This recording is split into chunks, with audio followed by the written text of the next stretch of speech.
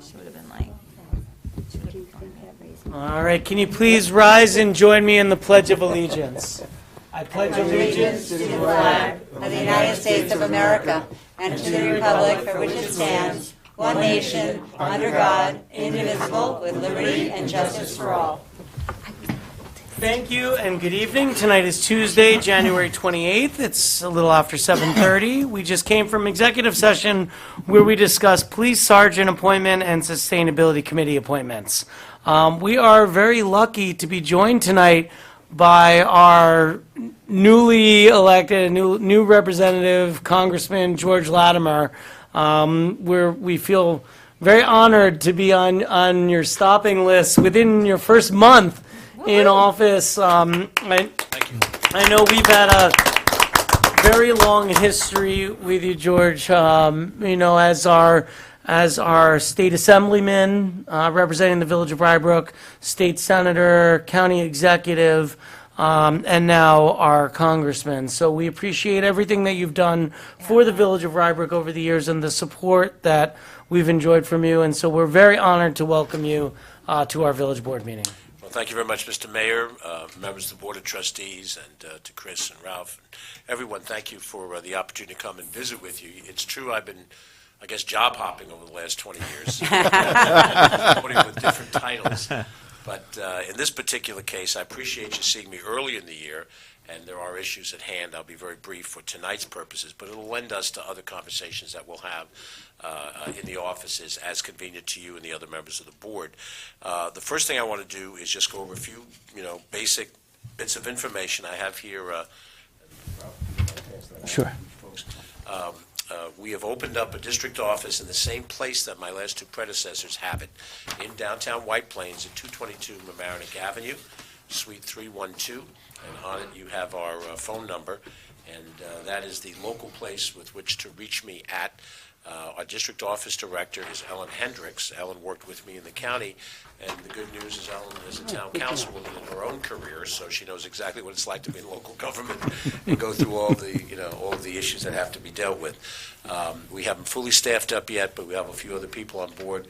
Rob Hawk is a senior advisor. He's involved with policy that takes him to D.C. as well as in White Plains, and you get a chance to meet them, and certainly anybody in the community that has a constituent issue, they can call us.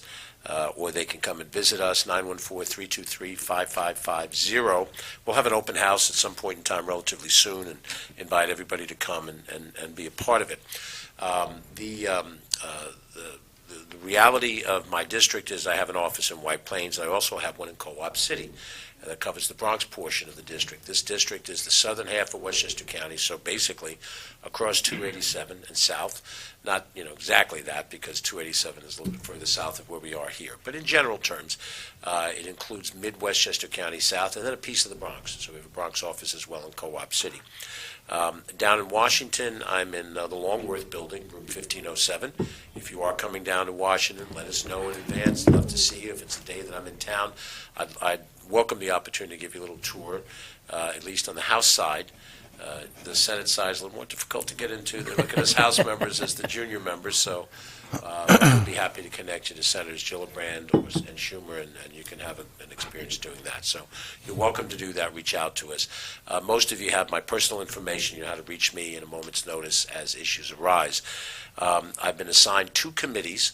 One of them is domestic small business, and the other one is foreign affairs, something that I've had no particular experience in, being a county executive and a state legislator and all those things. So there's a little growth factor for me, and we'll see how all of that works out. But I respect any opinions, yourselves as individuals, on any issues that come before the House. Of course, we're in a very interesting time down there, and we'll see how it all plays out. Very quickly, the configuration of the House has 219 Republicans and 215 Democrats. That's closely held.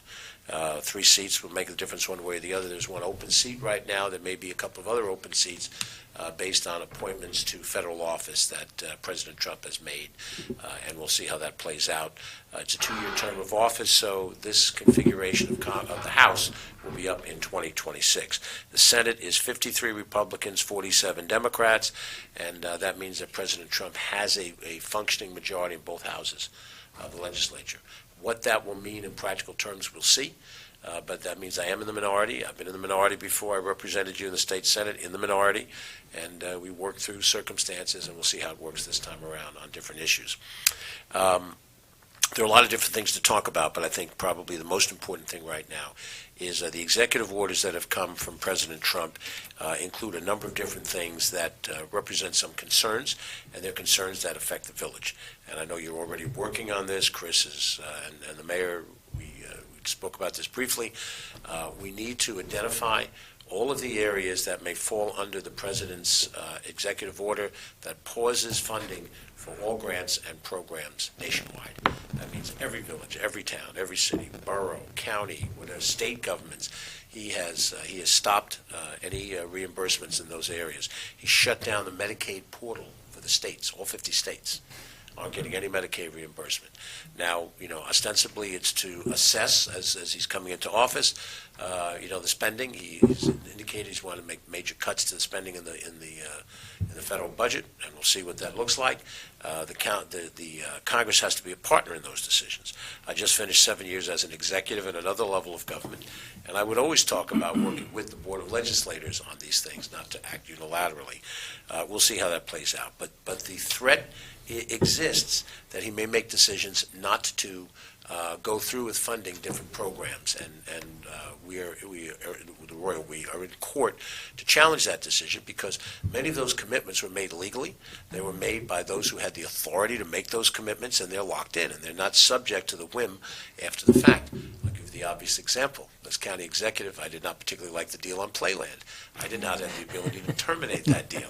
Now, as I've left as county executive, it looks like there's a discussion about terminating that deal. But as a county executive, even though I had power, what the prior county executive signed and contracted to could not be undone by my whim, and that applies at the national level as well. So we'll see how that plays out, but it is important, as you know, to look at all those different things. You have a major project involving the flooding problems on Brookland and elsewhere, but there are other things as well. If you can come up with that grocery list and share it with me, that will give me some of the information I need when I'm talking with other individuals. I'll certainly share it with the offices of the United States Senators that represent this area as well, so that we're as conversant on it as can be. He's indicated that some of the things that he does not intend to fund are things that relate to renewable energy things like electric vehicle charging stations. He is really focused on going back to fossil fuels for driving energy costs and cars and things of that nature. So where that puts us in some of our strategies, we don't know. But it's major, significant. I have to raise the issue of deportation, because he's raised the issue of deportation. His administration has a policy of identifying and finding up to 12 million people who are residing here, who are not residing here, quote unquote, legally or with documentation. And he intends to have those individuals deported. What that looks like, what that means in Rye Brook, what that means in Portchester and other communities is yet to be determined. But that is a factor, and the discussions that you have in Rye Brook are germane to that issue as well. Whatever I know, I'll try to keep you posted on as we go forward. We'll be dealing with the debt ceiling sometime in the next couple of months. We have to have a resolution to expand the debt ceiling if we're going to incur more national debt, and it may be that in addition to reducing spending, there'll be an increase in debt ceiling. The President has indicated he wants to provide major tax cuts for those at the upper ends and the major corporations, so you're not going to be able to do that just under the existing budget as it's structured. We'll need a continuing resolution to keep the government open at some point in time. They just avoided that just before I came in late December. When that comes up again, the content of the continuing resolution may involve policy that affects you, and we won't know until we see it. It's a very different process than what I've dealt with in either the state or the county, where you have a budget, it gets adopted, and it's in place. There hasn't been that happening at the federal level for a long, long time. They have continuing resolutions to keep the government open because there's no consensus on a macro budget, so they pass a continuing resolution that makes certain decisions and just keeps it going until you get a little bit further down the road. That'll be a new process for me to deal with, and I'll try to convey to you what the situation is. The final thing I want to mention, you'll hear the word reconciliation in the language when you turn on the TV, listen to Washington. Reconciliation is when you have the House and the Senate both having passed some act, whether it's funding or it's law, but it's not in the exact same form. And so they have to reconcile it together and negotiate it. And what that does on the Senate side is it requires a simple majority to pass it. That avoids the filibuster which exists in the Senate. No other legislative body has a filibuster, which requires, in essence, a supermajority to just bring issues up and pass them. So I'm not here to teach American history 101. I'm going to be learning it up close and personal. But all of these things will make this job for me a little more complicated. So to the extent that you can identify the priority issues that you have, and I can understand them, then I can be a strong advocate for the village as we go forward. With that, I appreciate your time. I'm happy to take any questions, and then I'm off to see my friends at the Rye City School District. Well, we very much appreciate you taking the time to come before us. And as you alluded to, and as we mentioned, one of our bigger concerns are those federal programs. We've been very lucky to have a robust grant program from an outside firm that we contracted with. We've been receiving a lot of grant funding. Some of it's been local, some of it's been from the state, and some of it is federal. The biggest one for us right now, federally, as you know, is the buyout program, where we are actively buying houses. We've already closed on 6, I believe. Yep, we're right in the middle of it, out of a potential 14 homes. Right, and so losing any of that funding would be hugely detrimental to us, because then we would have to basically foot the cost ourselves. So That comes under the Department of Agriculture's, underneath them. yeah, through the NRCS, which is federally funded. So, we appreciate that. It probably is very much a crash course for you as well, dealing with a different style of government than what you've been used to. I know as county executive, you had to, balance a budget, and something that hasn't been done, also has not been done on the federal level for a very long time. So I open it up to any questions or comments from the board. I was just going to say, George, I trust your instincts. Thank you. Thank you for being our representative. Thank you. Appreciate that. And congratulations. Yeah, one thing we certainly know about you and your long history of representing the people of this area, even when you were a county legislator, not representing Rye Brook, which we'll forgive you. But even then, you really have spent your time getting to know the people in any district that you've represented, getting to know the issues that are core to those constituents, and then advocating on behalf of the residents. And it's something that we've always appreciated of you, George, and certainly that we really appreciate you being able to do on a federal level. Well, thank you. This is a great example of Jeffersonian democracy. I mean, right here, those of you who serve this community, you do it without compensation. There's not a lot of glory. You may get a phone call from somebody who's upset about the way the garbage got picked up today. That's about as glorious as it gets. And I had a job very similar to yours when I started all those years ago as a member of the Rye City Council. And while I deal in Washington with the highest level of elected officials, I think this is probably the form of government right here at the village level and town level that really summarizes what we hope to have in American democracy. So maybe I can bring some of the Rye Brook spirit to Washington. Bravo. Thank you. Thank you, George. Have a wonderful day. Thank you. Good luck. Good luck, George. All right. Well, we certainly appreciate it, and good luck with the rest of your stops. Thanks, George. Good night. All right. Good So moving on to our agenda, and certainly less weighty things, but certainly does make a difference in people's lives, the rest of what we have to do. So resolution number 1, considering an exemption extension of Chapter 158, Section 2.1 of the Village Code regarding a seasonal leaf blower ban for the Blind Brook Gulf Club. On April 11th, I know it does. I said golf club. whereas on April 11th, 2023, the Board of Trustees approved a local law enacting a seasonal gas blower leaf blower ban from May 1st through September 30th, and whereas the Village Code under Village Code properties with at least 5 acres of property can apply for a full or partial exemption, and whereas an application has been distributed to the eligible properties and also placed on our website, and whereas On December 12th, 2023, the Board of Trustees approved a request for an exemption of the Village Code enacting a seasonal leaf blower ban for the Blind Brook Golf Club. And whereas the one-year exemption was granted by the Board of Trustees, that expired on October 1st, 2024. And whereas on January 23rd, representatives of the Blind Brook Golf Club submitted an application for a further exemption from the requirements of the local law requiring a seasonal ban on gas-powered leaf blowers. Now therefore be it resolved that after consideration of the intent of the local law as well as the considerations raised in the application, the Board of Trustees hereby either denies, approves, or approves with conditions the request for an exemption from the Blind Brook Golf Club. Thank you, Chris. And we, again, with these, we're going to hold off on motion second until we have some knowledge of what we're going to do. I believe we have representatives from the Blind Brook Club. You're welcome to please come up.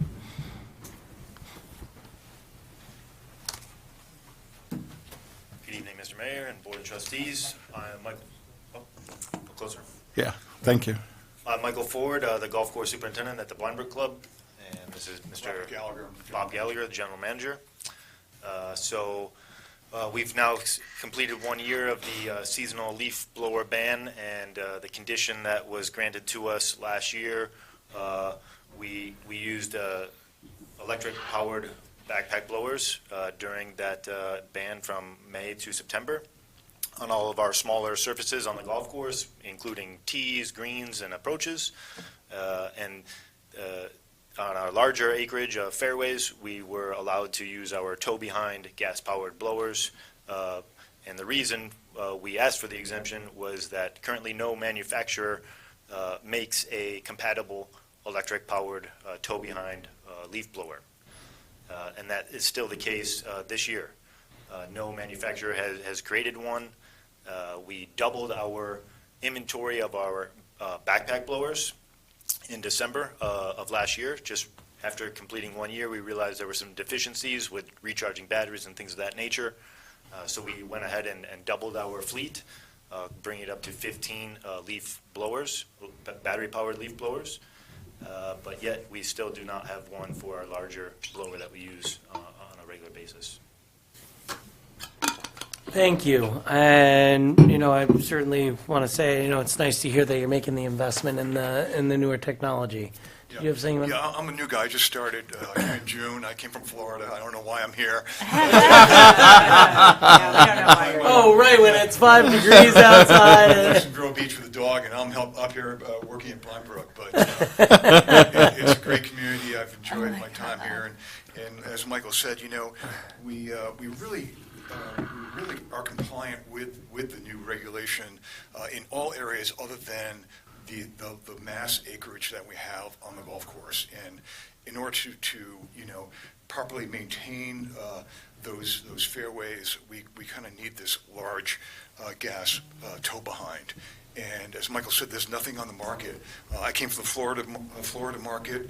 I worked in a golf course community, and we banned all gas completely. So there's great products out there. They've really come a long way over time. California's leading the way. Florida's really taken a charge on it. And so there's some great electric, quiet battery packs that all the landscapers were using. But again, in this case, it's one large blower for the golf course that we need. Any questions or comments from the board? I have a question. So you were managing a club in Florida that used all electric equipment to maintain the golf course? No, not the golf course. It was just all the contractors coming in had to have electric equipment during the winter season. In the summer season, they could use the gas all over, but the golf course had this large blower as well. Okay. And some battery packs. They're just more convenient, and there's great products out there to be used in the golf course. But in this case, we had, again, these large blowers that would clean fairways, rain event. We needed to keep those areas clean and ready for play. Right. So it's a similar legislation. Very much so. Okay. River Thank you. seasons, it sounds I like. know. It's like that, right? River seasons. Any other questions or comments? I mean,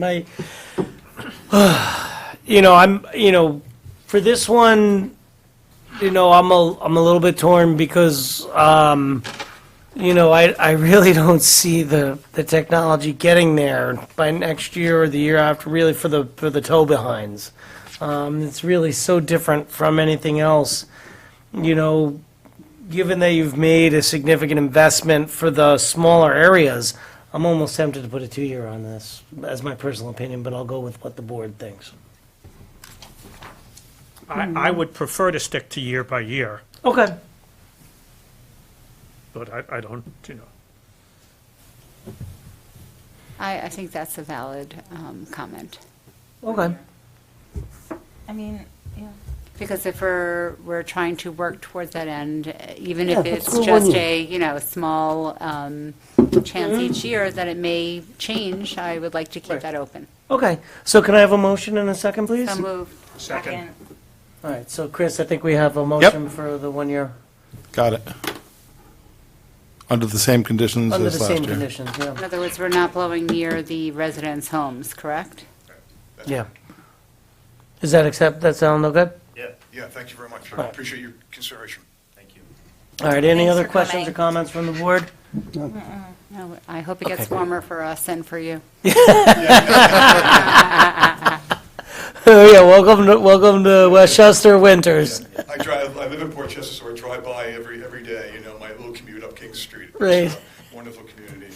So just to clarify, the board is, what your vote will be on would be approving a 1-year, a 1-year extension under the same conditions as the prior year, and with an expiration date of October 1st, 2025, which then gives you time to apply in the next year. Right. Thank you. Okay. Trustee Epstein? Yes. Trustee Fisher? Yes. Trustee Heiser? Yes. Trustee Morlino, Yes. And Mayor Klein. Yes. Thank you. Thank you so much. Thank you. Thank you, nice to meet you. Nice to Stay meet you, warm. too. Yeah. Stay warm. All right. Resolution number 2. Considering a contingent appointment to the position of police sergeant. Whereas the the Village Board of Police Commissioners interviewed eligible candidates for the position of police sergeant in the Village Rye Brook Police Department, and whereas the Board of Police Commissioners concluded that Police Officer David Krajewski possesses the necessary skills and qualifications to effectively serve as sergeant in the Village of Rye Brook Police Department, and whereas the village administrator, on behalf of the village board, offered David Krajewski the position of police sergeant on January 15th, to which David responded positively. Now therefore be it resolved that effective January 29th, 2025, David Krajewski of Hopewell Junction, New York, is hereby promoted to the position of police sergeant in the Village of Rye Brook Police Department in accordance with the terms and conditions of the offer letter dated January 15th, 2025. Thank you, Chris. Can I have a motion and a second, please? So moved. I say this all the time. We are very lucky in the Village of Rye Brook to have such an excellent police force. It's never easy. Policing anywhere is not easy. It may seem like a very sleepy community, but there are still things that happen here. And it is still being a police officer, which, is constantly under public scrutiny.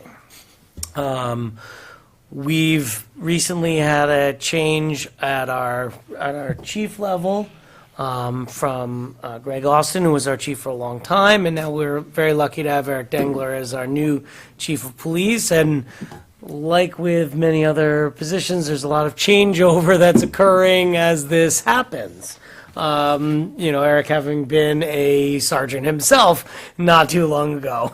And so we're very glad to be able to fill these positions and set up leadership within the department for years to come. And we congratulate now going to be Sergeant Krajewski and welcome him to the new role.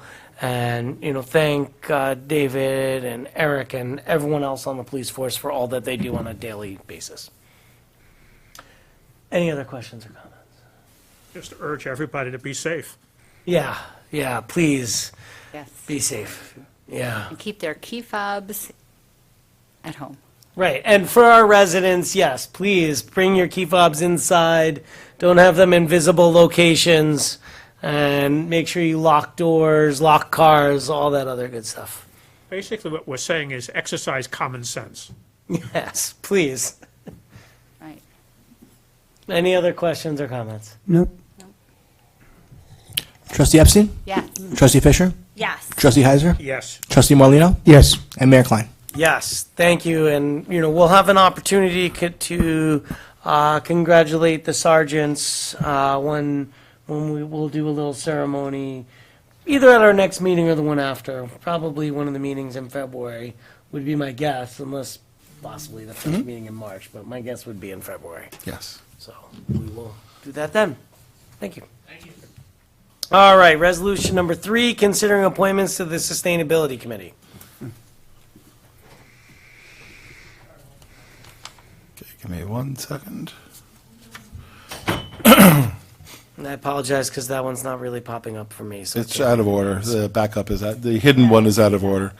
Now therefore be resolved that Sam Zarkauer of 139 Brush Hollow Crescent is hereby appointed to the Sustainability Committee for a 3-year term ending on the first Monday of April 2028. And be it further resolved that Ray Kao of 8 Charles Lane is hereby appointed to the Sustainability Committee for the term ending on the first Monday of April 2026 for the term. So one is a partial term and one is a full term. Okay, thank you, Chris. Can I have a motion and a second, please? Second? We are very lucky to live in a community where people want to become involved in the community. And so we're very thankful to those who want to step up and volunteer their time to join a committee. We have a number of advisory and voting committees within, and committees and commissions, I should say, within the village.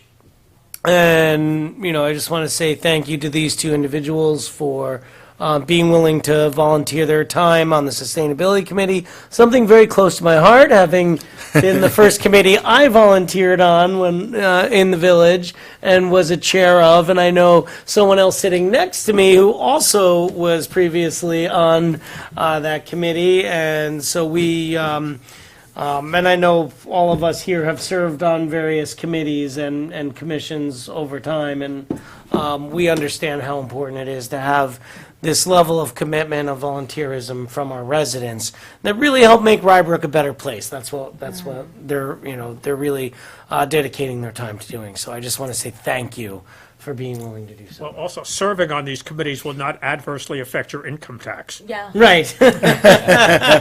Right. Yes, it will not, because they are volunteers, and so we're not getting, and that goes for us up here as well, that we are not adversely affecting your income taxes in terms of salary. This is also a good time to ask others to volunteer.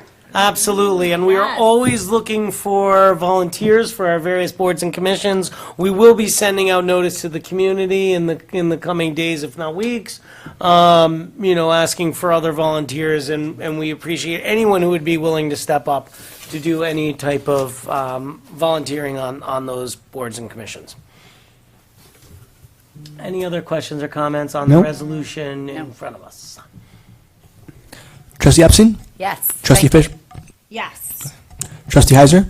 Yes, and thank you. Trustee Morlino, Yes. And Mayor Klein. Yes, thank you. Resolution number 4, considering approving use of village streets for the 2025 Westchester Triathlon event. Now therefore be resolved that subject to the final approval of the Rye Brook Police Department, the Westchester Endurance Corporation is authorized to use the Village of Rye Brook streets for the 2025 Westchester Triathlon event on Sunday, September 21st, in a letter, and as stated in a letter dated January 13th, 2025, and be it further resolved that the village streets shall be used in compliance with the terms or conditions established by the police department. Thank you, Chris. Can I have a motion and second, please? Motion. Second. From my recollection on my time on this board, this is something that's been going on a very long time, and I Did think it the stop letter last said year? 40 Did they years not or do it something last? like Is this the one that didn't do it last year for the first, and they're bringing it back again? Oh, they're bringing it back again. Which is nice. And I think they've used it for the biking portion. Wow. Yeah, and I think they've used Interesting. it for the Couple biking years. portion in Yep. the past, if I remember Where do they correctly. swim? And Playland, yeah. Long Island Sound. Yeah, so. Go for it. And to be honest, in that time, I really haven't heard of anyone No, being really upset about them using the village streets for this. So, I think, and again, with the involvement of our, police department, we know that we're able to handle it. It's something we've done in the past. So we wish them all good luck on this. Says it hasn't happened for 6 years. Oh, really? So Wow. pre-COVID, I guess. Yeah. Yeah. I was glad to see it's Very back. large Yeah. undertaking. Yeah, it is. So it's nice to see this back, and I know it's something we've done in the past, so I certainly have no issue with it. Greg, this looks like right up your alley. If your foot is okay, then. All right. Start training. You have a village team. That's right. There you go. Yeah. Be part of our Rye Brook. He might be our one representative, though. But Representative, yeah. right. All right. Any other questions or comments? Nope. Trustee Epstein? Yes. Trustee Fisher? Yes. Trustee Heiser? Yes. Trustee Morlino, Yes. And Mayor Klein. Yes, thank you. Resolution number 5, considering an agreement between the Village of Rye Brook and the New York State Department of Transportation for grants, funds for Acker Drive culvert repairs. Whew, mouthful. I know. Okay, whereas a project for the Acker Drive Blind Brook Culvert Relining, Village of Rye Brook, Westchester County, otherwise known as the project, is eligible for reimbursement for qualified costs from Bridge New York for funding that calls for the post-reimbursement apportionment of the qualified cost to be borne on the portion of the bridge. That's 100% Bridge New York funds and 0% non-Bridge New York funds. They draft this resolution, not us. And whereas the Village of Rye Brook will design, let, and administer all phases of the project, and whereas the Village of Rye Brook desires to advance the project by making a commitment of 100% of the costs of preliminary design for all the different types of construction and inspection work for the projects or portions thereof. Now therefore be it resolved that the board hereby approves the project, and be it further resolved that the board hereby authorizes the Rye Brook to pay 100% of the cost of the various work that has to be done on the project or portions thereof, with the understanding that qualified costs will be reimbursed from Bridge New York funding. Be it further resolved that the sum of $1,084,000 is hereby appropriated from Bridge New York and made available to cover the cost of participation in the above phase of the project. Be it further resolved that the village board hereby agrees that the Village of Rye Brook shall be responsible for all costs of the project, including costs which exceed the amount of reimbursement available from New York Bridge funding awarded to the village. And whereas in the event that the costs of the project exceed the amount appropriated above, Rye Brook will convene as soon as possible to appropriate said excess amount immediately upon the notification of the Superintendent of Public Works.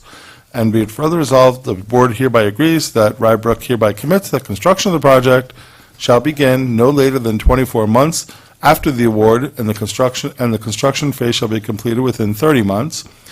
And be it further resolved, the mayor of the Village of Rye Brook is authorized to execute all necessary documents, certifications, and so forth, representing Rye Brook in connection with the project, and the municipality's funding of the project costs. And whereas, and be it further resolved that the Village of Rye Brook will be responsible for all maintenance of the project, be it further resolved that the certified copy of the resolution be filed with the State Commissioner of Transportation by attaching to it any necessary agreement in connection with the project, and be it further resolved that the resolution shall take effect immediately. Thank you, Chris. Can I have a motion and second, please? Motion. Second. All right, so I'm used to having Michael here for these. No, I can give you an overview. Maybe you can just give us an overview of the project. I know this Yeah. is something we had been So- looking into anyway, so. Yeah, these are the two very large inverted culverts that are on Acker Drive coming out of Rich Manor Park, and they are in a definite need of repair. It's a relining, but it's much more than that. They have to, in order to do this work, they have to build dams on both sides of it to be able to stop the water. They have to these are two 60-foot pipes that has to be redone.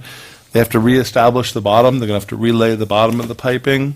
And there's basically, there's no contribution from the village, so we advance the funds and get 100% reimbursed. These are very conservative numbers. We do not expect it to be anywhere near these costs, but these are the costs that the guidelines say that we should be following. at a very conservative rate, because we thought these numbers were very high, but that's a good thing for this purpose. We obviously only spend what we need. Right. And again, Obviously- it'll be 100% reimbursed up to those amounts. This is obviously, phenomenal to get reimbursed for these, and, we really thank everyone who's put the work in to get us, to find the grant, get this grant, a way that we can improve conditions over there, at no cost to the taxpayer, and that to me is phenomenal. And we're also One- doing the other study of Rich Manor Park. Right. So what we're doing is we know that the culvert has to be replaced. But what we're doing also in terms of the design of the culvert, we want to see what that study shows, which is underway as well. Right. And this way, we'll be able to tie the two together with this whole portion of the actual construction being covered by this grant. Which is again phenomenal, because maybe it'll help improve conditions. The one question I have, if we're putting in cofferdams, because you we have are. to in order to get the work. Yep. How are we making sure if there's a large rain event that we're not creating a major problem in that area? I'll tell you when it's designed and planned. How about that? I'll give you an Okay, update. all right, as long as that's being That's part of, incorporated into the that's part of the design, study that we're doing. Yeah. that we'll be able to handle a volume of water coming in should we get a rain event during the construction phase. Yes, I think they're which actually is- planning on, Michael's thinking we're actually going to be bypassing it, actually. Right, which we would Yeah. probably have to, yeah. How long do we expect this to take? Don't know yet. These all has to be designed and contracted and bid out, and we're a long ways away from that. Okay. And again, this is from that company that we hired, Millennium. They've got the grant, yeah. Excellent job. And the study that is in Rich Manor Park as well. Excellent, thank you. And do we worry about there being funding for this? Yes, We'll that make was my sure- next, that was my question. It's New York State, but you want to make sure there's no pass-through money, too. So From the federal government, Right. Yeah, right, we'll be making sure of all that as well. before we have to As of last get Friday, caught. this wasn't an issue. Right. correct. So before we sign on the dotted line to be committed Make to, sure- right, yeah. we got, right, Right, okay. exactly. Very good. Any other questions or comments from the board? No. Trustee Epstein? Yes. Trustee Fisher? Yes. Trustee Heiser? Yes. Trustee Morlino, yes. Mayor Klein? Yes, thank you. Resolution number 5, considering an agreement between the Village of Rye Brook and the New York State Division of Criminal Justice Services for user access. This one is much more, this is a more normal one. And a regular one, too. Whereas the New York State Division of Criminal Justice Services provides access to law enforcement agencies for access to criminal history and wanted and/or missing persons data as may be contained in DCJS and, if applicable, Federal Criminal Justice Information Services, data files, and other state repository files as available through the Interstate Identification Index. Boy, we love all that, all these names. And whereas the Village of Rye Brook is currently has access to DCJS and wishes to maintain such access, and whereas there's no cost associated with the proposed agreement, now therefore be it resolved that the Board of Trustees hereby approves the agreement with DCJS for user access, and be it further resolved the mayor and administrator are authorized to sign any documents necessary for the purposes of this resolution. Thank you, Chris. Can I have a motion and second, please? So moved. Second. And if you've spent any time on this board, you know that the You've seen police this. department uses more acronyms than any other department in the village. And we start to get to learn what they all are over time. This is something, obviously, we've been a part of for a long time. We Excuse don't me. want our police department to lose access to this, so it's important to keep these agreements in place. Any questions or comments from the board? No, we need it. It's important. Any other further background information needed for us? I don't think so. I think this is a fairly straightforward one. All right. Trustee Epstein? Yes. Trustee Fisher? Yes. Trustee Heiser? Yes. Trustee Morlino, yes. And Mayor Klein? Yes, thank you. Resolution number 7, considering a modification of the license and fee schedule.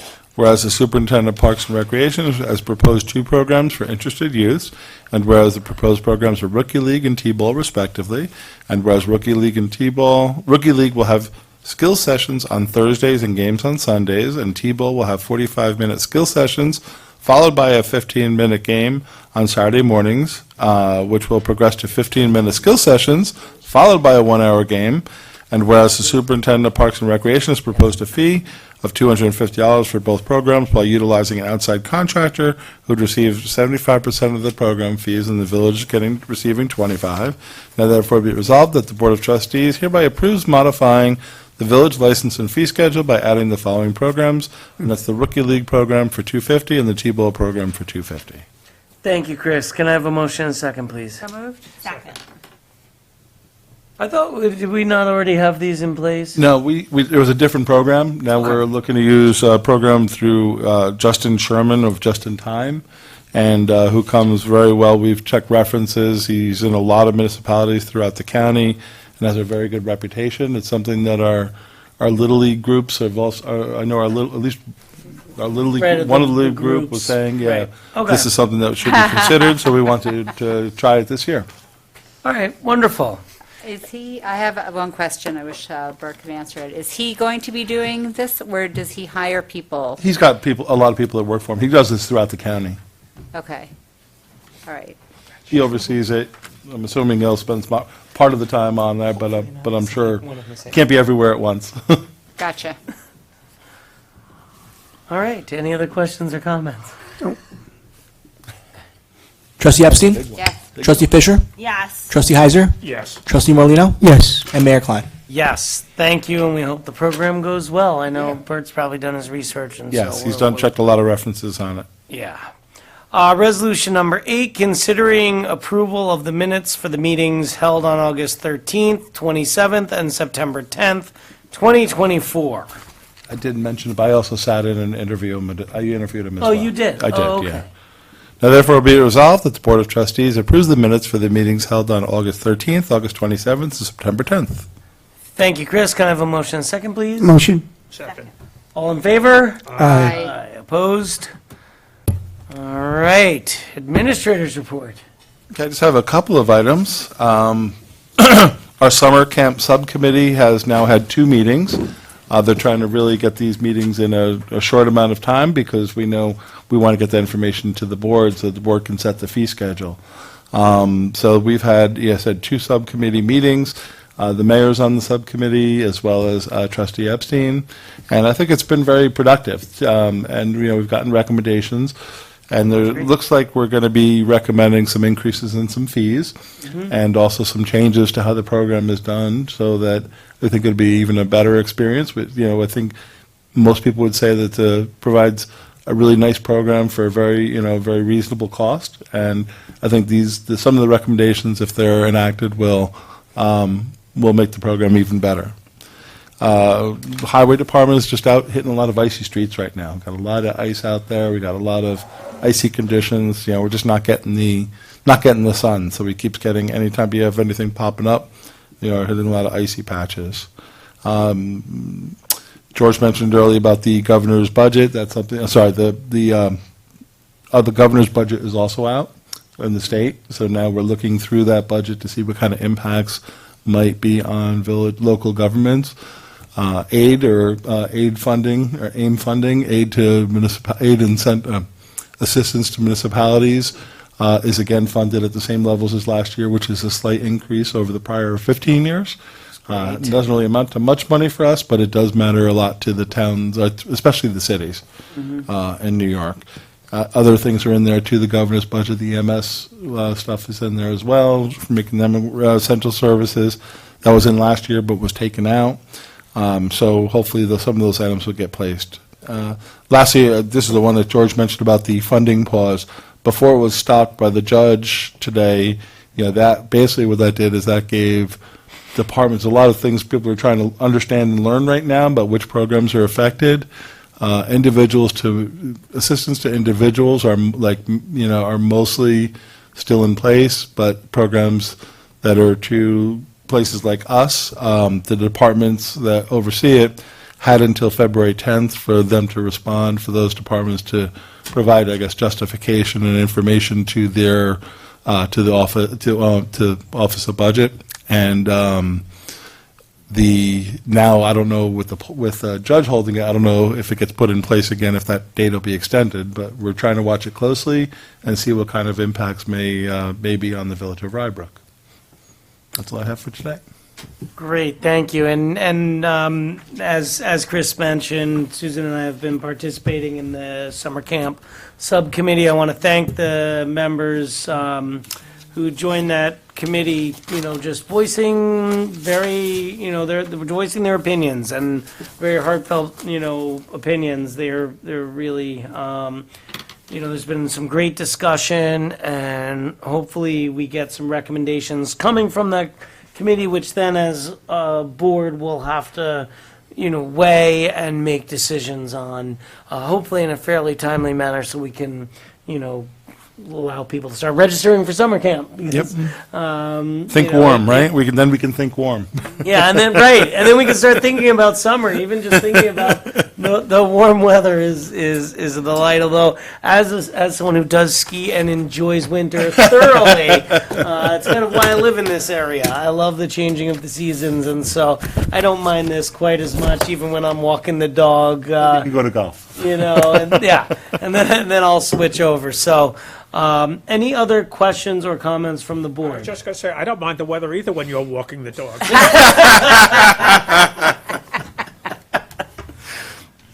Very funny tonight. Any questions or comments from the public? All right, seeing none, public that is. The next meetings of the Board of Trustees will be February 11th and February 25th, 2025. And have a good night. Thank you. Thank you. Great. Thanks. Without West